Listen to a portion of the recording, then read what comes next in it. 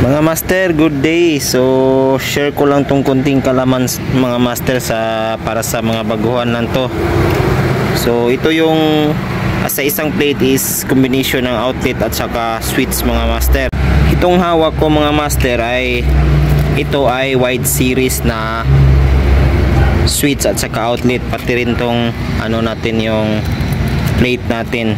So kapag bibili tayo, kailangan match yung plate at saka yung outlet natin mga master.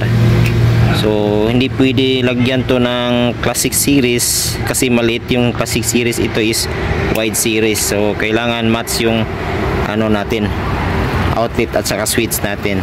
So paano ba natin to ilalagay mga master doon sa ating wiring? So ipapakita ko na sa iyo or sa inyo yung connection niya. So kailangan mo natin buuin yung natin switch at saka outlet natin. So ito yung plate natin mga master. So ilagay lang natin tong outlet natin dito. Yan, may nakaano siya dito. Yan, so ilalagay lang natin to dito dun sa niya. Yan yung ito. So gaganyan mga master. Yan, tapos yan sing isa, ganun din mga master. Yan, tapos singit isa. Ayan, so bali ganyan mga master. Ngayon ito na yung buo nating switch at saka outlet mga master. Ayan, so ngayon paano ba natin to i-connect yung mga wires natin dito? So ganyan lang po mga master. Ngayon ipakita ko muna sa inyo kung saan natin ilalagay yung binuo nating switch at saka outlet mga master. So bali dito, itong switch na to is papalitan natin mga master. So ito yung circuit natin sa outlet.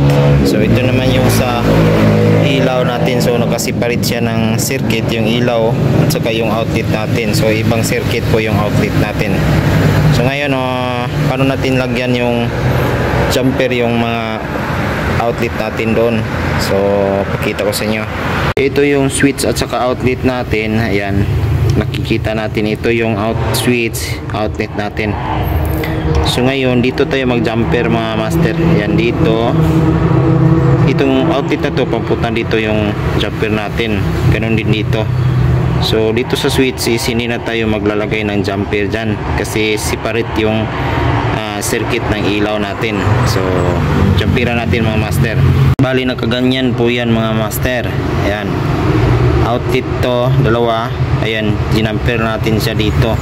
Tapos yung wire natin doon sa utility box natin is dito natin ikakabit mga master. Yan, dito or pwede din dito or pwede din yung isa dito, yung dito naman yung isa mga master, or dito tapos dito. So basta hindi magkasalubong yung linya natin. So kabitan natin siya doon sa natin yung outlet natin at saka switch dyan sa utility box na yan.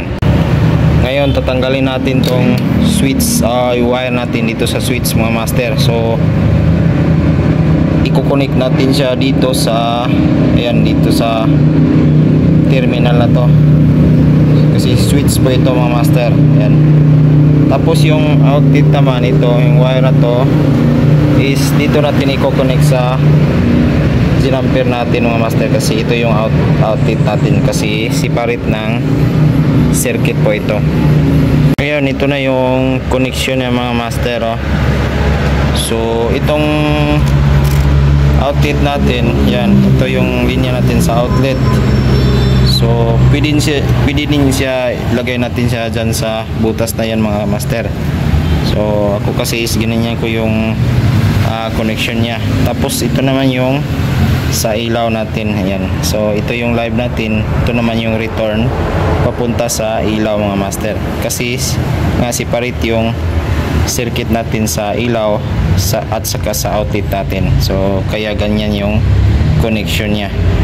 So ganyan lang po mga master sa pagkabit ng combination switch at saka outlet sa isang plate mga master. So sana magkatulong. Salamat at God bless.